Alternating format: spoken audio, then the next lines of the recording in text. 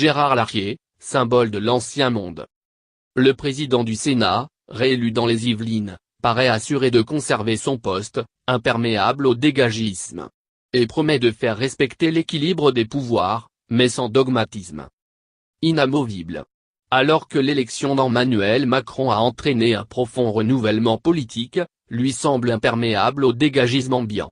Gérard Larcher est quasiment assuré de rester président du Sénat à l'issue des élections sénatoriales, dimanche 24 septembre, lors desquelles la droite a conservé sa majorité dans la seconde chambre parlementaire.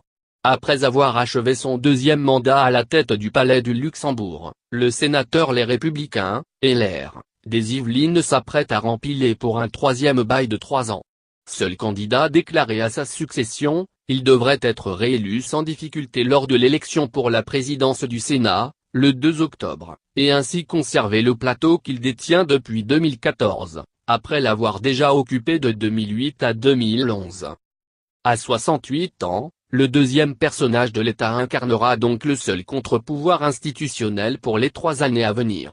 Si certains, avant l'été, l'imaginaient se faire balayer par la vague Macron qui avait tout emporté sur son passage à la présidentielle et aux législatives, ce symbole de l'ancien monde a su habilement se positionner pour sauver sa tête, en se posant comme le principal défenseur des collectivités territoriales et en plaidant la cause des élus locaux, rendus nerveux par les coupes budgétaires annoncées par le gouvernement ces dernières semaines, annulation de crédits, baisse du nombre d'emplois aidés.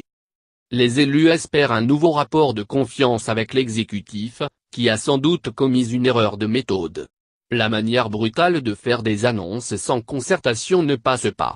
Une partition que cet ancien vétérinaire de campagne né dans l'Orne a toujours entonné mais qui trouve un écho grandissant chez des élus en colère contre l'exécutif, en particulier dans les zones rurales. Moi, mon rôle, c'est de veiller à l'équilibre des territoires et à ce qu'il n'y ait pas une France d'à côté, souligne ce passionné.